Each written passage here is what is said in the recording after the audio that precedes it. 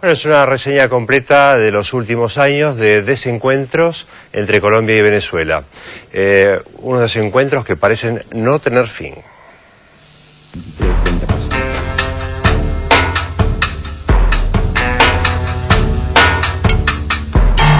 El gobierno bolivariano quiere expresarle al pueblo colombiano y a todos los pueblos hermanos de nuestra América que Venezuela quiere la paz y la unión con Colombia, pero que no nos vamos a dejar irrespetar.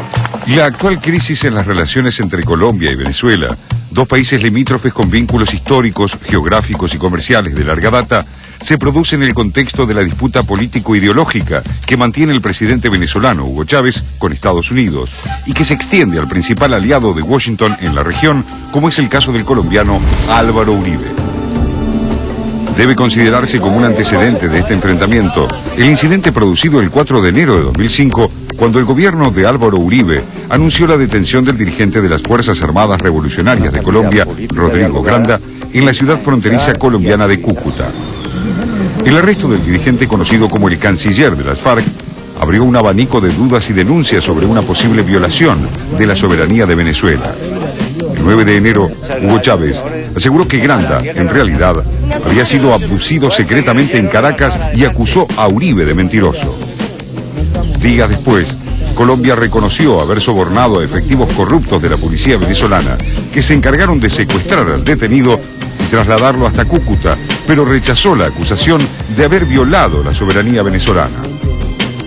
Durante los años siguientes, la relación entre Chávez y Uribe tuvo puntos de tensión a partir de la decisión tomada por el bolivariano de intentar lograr un acuerdo humanitario entre las FARC y el gobierno de Colombia, consistente en el canje de rehenes en manos de la guerrilla colombiana por rebeldes detenidos, mediación que Uribe hizo todo lo posible por frustrar. Nosotros, aun cuando aquí tengamos que comer piedra, le suspenderíamos el envío de petróleo a los Estados Unidos de Norteamérica. En 2008, a partir de la negativa de Uribe de reconocer a las FARC como grupo insurgente y no terrorista, Chávez lo acusa de ser cobarde, mentiroso, cizañero y maniobrero.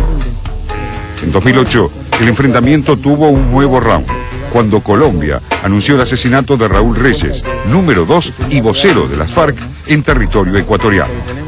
Chávez le advirtió a Uribe que una eventual incursión militar de Colombia en Venezuela para perseguir a presuntos miembros del grupo armado sería causa de guerra. Chávez, tras acusar a Uribe de criminal, paramilitar, narcotraficante y lacayo del imperio, ordenó el cierre de su embajada en Bogotá y la movilización de 10 batallones militares hacia la frontera con Colombia. El acercamiento se produjo durante una cumbre del Grupo de Río en República Dominicana, luego de 2 días de reuniones, a partir del cual se restablecieron las relaciones diplomáticas y Venezuela replegó las tropas de la frontera. En 2009, la tensión entre ambos líderes creció a partir de la firma de un acuerdo militar entre Colombia y Estados Unidos, por el cual Bogotá permitió a Washington el uso de 7 bases militares para el presunto combate del narcotráfico. El presidente venezolano consideró el acuerdo como una sumisión a los intereses estadounidenses en la región y amenazó con revisar las relaciones diplomáticas con Colombia. La posición de Chávez fue compartida por otros gobiernos latinoamericanos y en la cumbre de la UNASUR, que se realizó en Bariloche, ese mismo año, los mandatarios del grupo regional intentaron desmontar la polarización que provocaba la presencia de tropas estadounidenses en la región. Algunos que quieren hoy es hablar de paz e ignorar la seguridad, cuando lo que necesitamos es que todos se comprometan a evitar que estos bandidos estén en algún sitio. Cuidado, cuidado, cuidado con aflojarle la nuca a la culebra, porque ella está ahí medio dormida porque la hemos debilitado, pero si le aflojamos el pescuezo, vuelve a tomar oxígeno.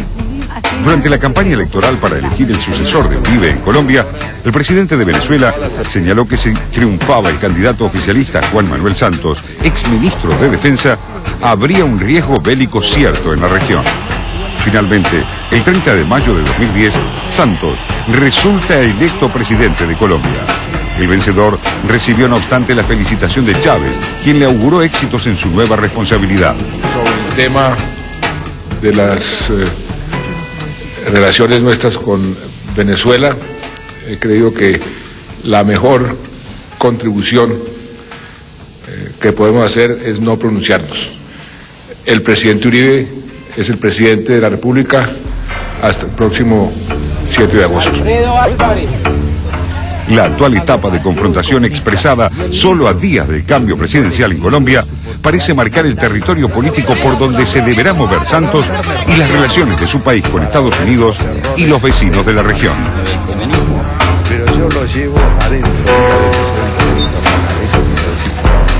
Saramago no creía en Dios, decía que era una idea que no se sostiene en nada, pero... No es novedad el conflicto, decíamos, entre Venezuela y Colombia, lleva muchos años, a veces hay gente que se molesta, el todavía presidente Uribe se molestó por declaraciones del presidente brasileño Lula que habló de cuestiones personales dentro de este conflicto y francamente todos los que más o menos lo venimos siguiendo sabemos que hay algo de lo que tiene que ver con las personalidades de los presidentes como Álvaro Uribe en Colombia y Hugo Chávez en Venezuela, en donde precisamente también han hecho bastante en relación a este choque entre dialéctico y de amenazas, ¿no es cierto? Tienen una expresión respecto de estas pujas entre hombres que no se puede decir al aire, ¿no?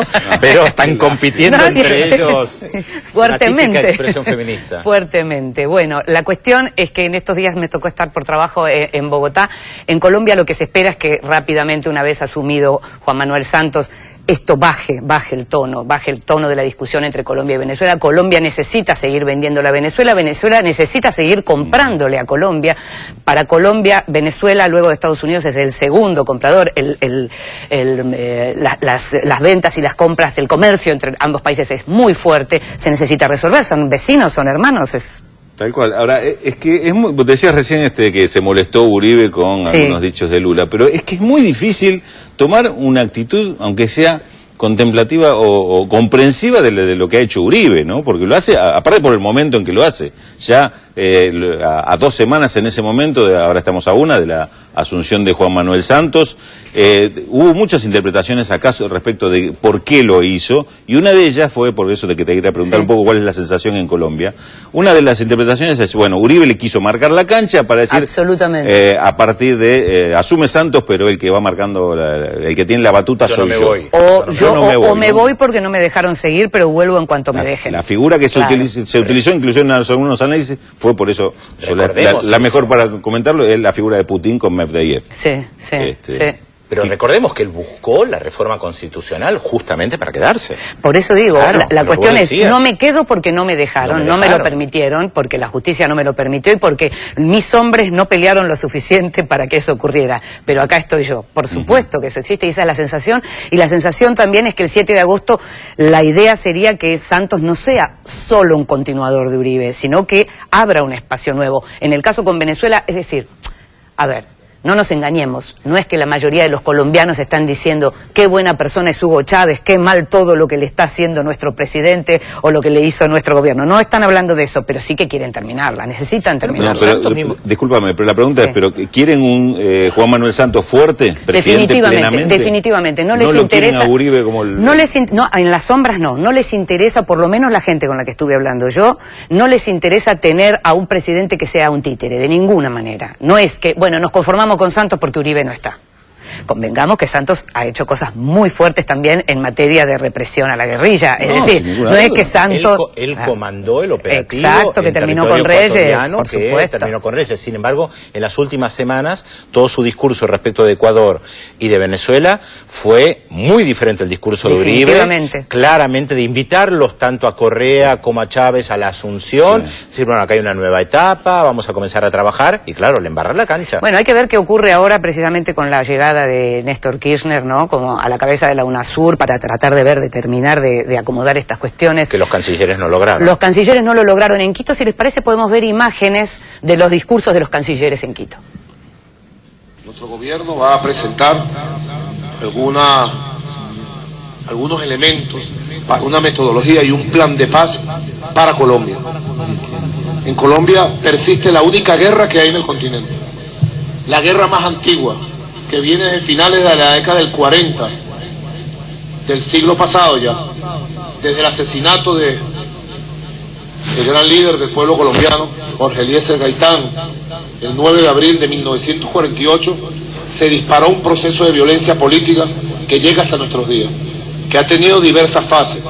Es una guerra que se desborda y tiende a incrementarse producto del Plan Colombia, y ahora tiende a incrementarse producto de las 7 bases norteamericanas. Un verdadero plan de paz arranca por la no intervención en los asuntos internos de otro país o de otro estado. Un verdadero plan de paz arranca por capturar a los criminales. Arranca por no permitir la presencia física o política de cualquier grupo terrorista en ningún lugar. Hablar de un plan de paz de otro país sobre Colombia es como si Colombia hablara de un plan de democracia para ese otro país. Es fuerte las declaraciones de Jaime Bermúdez, el canciller colombiano, que aparentemente iría como embajador de Estados Unidos, embajador colombiano, porque hay cierta continuidad en los hombres. No todos los hombres, digamos, no todas las designaciones de Santos le han gustado a Uribe, pero hay cierta continuidad y eso se ve. Ahora, en lo político, si uno quisiera resumir este enfrentamiento, la postura del gobierno colombiano es: Venezuela defiende y apaña a la FARC en territorio de Venezuela. Sí. Y la respuesta del gobierno venezolano es: en realidad ustedes no pueden controlar vuestra frontera. Sí. Si hay alguien que está en nuestro territorio, en realidad es culpa de ustedes porque no controlan la frontera, que es también lo que decía en su momento Correa respecto de la llegada de gente de la FARC a territorio colombiano. Ahora, hubo distintos llamados porque el propio presidente Chávez llamó a la FARC a terminar con la lucha armada. Hace tiempo. No, y en esta misma semana, luego de todo esto. No, lo hizo, pero lo volvió a hacer. Sí. Quiero decir, como una nueva demostración claro. de dónde estaba parado. Y ayer, precisamente, el líder de la FARC, Alfonso Cano, también llamó a un diálogo con el nuevo gobierno de Colombia. No lo tenemos, sí. Sí, vamos a tener las imágenes. Acá tenemos las imágenes de Cano. No tenemos la voz, creo, de Cano, la vamos a escuchar de fondo. Buscando desestimular Ahí la está. lucha del pueblo por los cambios. Precisamente está pidiendo un nuevo diálogo de paz. Ampliaremos la cobertura de la discusión alrededor de nuestra plataforma bolivariana con la convicción profunda que Colombia será capaz de alcanzar la meta. Bueno, ahí estaba precisamente el líder colombiano Alfonso Cano. Con imágenes de antes. Con imágenes que es claro que no son actuales, porque lo que se conoció es el llamado a este diálogo de paz, en donde quiere hablar de todo, quiere hablar de las bases, quiere hablar de cómo será el futuro político, es decir, el diálogo es con algunas condiciones, por decirlo así. El otro elemento de este damero sería el rol de Estados Unidos, ¿no? Porque, sí, claro. Digamos, acá otra vez se abre el interrogante que se dio en su momento con el tema de Israel, con la ayuda humanitaria y otros episodios. ¿Hasta dónde los socios de Estados Unidos se manejan por sí mismos, toman decisiones por sí mismos, en este caso Uribe, o están comandados también en una estrategia y táctica decidida en Washington, ¿no? Porque esto también, digamos, bueno... Yo creo que hay convicciones del propio Uribe en relación a las decisiones de Washington. Es decir, no me parece que sea solamente una marioneta de Washington. Me parece que está absolutamente convencido de que ellos son los socios prioritarios de Estados Unidos en la región y que las cosas se hacen bien así. Pero digo, en cuanto a las repercusiones internas que tiene esto, digamos, Washington decide mover esta ficha en este momento con lo que esto significa para Santos, con lo que esto significa en la relación y la reacción que se espera que tenga Chávez. Yo tengo la sensación de que esta vez Uribe se movió solo. No sé qué pensás vos. La verdad no lo sé, pero creo que siempre es la pregunta. Yo no abono mucho a las teorías conspirativas ni que son títeres. Creo que Uribe no era un títere, coincido con Inde. De hecho, Uribe durante muchos años bregó por un tratado de libre comercio con Estados Unidos y no lo logró. Y entre otras cosas porque en el Congreso de Estados Unidos decían: en Colombia matan sindicalistas y hasta que no dejen de matar sindicalistas nosotros no firmamos. Claro, la crítica era no solo por la guerrilla sino por los paramilitares, por que el tema de Uribe, derechos humanos. digamos, tenía otro Tal tipo cual, de vínculo. No es un títere. Digo, el planteo que hago es más que nada por la perspectiva hacia adelante, cómo sigue esto, ¿dónde está el punto de decisión estratégica de estos pasos? Yo creo que puede haber sectores republicanos que sí insistan en esto, de la misma manera que sectores republicanos están poniendo trabas al gobierno de Obama en la ayuda a Haití, planteando, son todos corruptos, no se puede hacer absolutamente nada, lo dijo el senador Lugar hace unos días, dejemos de lado la ayuda. Que tiene que ver con internas que hay también ahí. De hecho, los republicanos en Estados Unidos le están poniendo muchas trabas a Obama también en el tema con Colombia. O sea, creo que las pujas internas a veces se reflejan después en el escenario pensando que en noviembre hay elecciones en Estados Unidos. Pero en este caso, como en el caso de Ecuador, cuando lo mataron a Raúl Reyes, yo creo que ahí la decisión la toma Colombia, con, por supuesto, bien vistas de parte de Estados Unidos. Apoyo logístico. Claro. Yo particularmente tengo la misma impresión, digamos que inclusive siempre son, en el caso de Uribe y como en otros, siempre están dispuestos a dar un paso más, digamos, un paso más adelante antes de que alguien le indique o que si quiera hacer la consulta, ¿no? Pero también esto le da argumento al otro lado a Chávez a devolver la carga apuntándole a Estados Unidos. Con respecto a lo que decías antes, vinculando lo de Santos lo de Uribe con Santos, con Putin, con Medvedev, yo lo que diría es que no hay que olvidar que Putin es primer ministro en Rusia y Uribe se va a su casa. Claro. No es lo mismo. Es decir, querer seguir digitando la política colombiana desde su casa, suponemos que le va a resultar un poco más complicado. ¿Se va a su casa? ¿No le van a dar ningún cargo? No parece. Es más, están hablando de una casi ruptura. Por lo menos eso era lo que se percibía en estos días luego de esta última... hay un cambio de clima y de situación. Así, eso es lo que estamos viendo. Vamos a ver qué pasa después del 7 de agosto.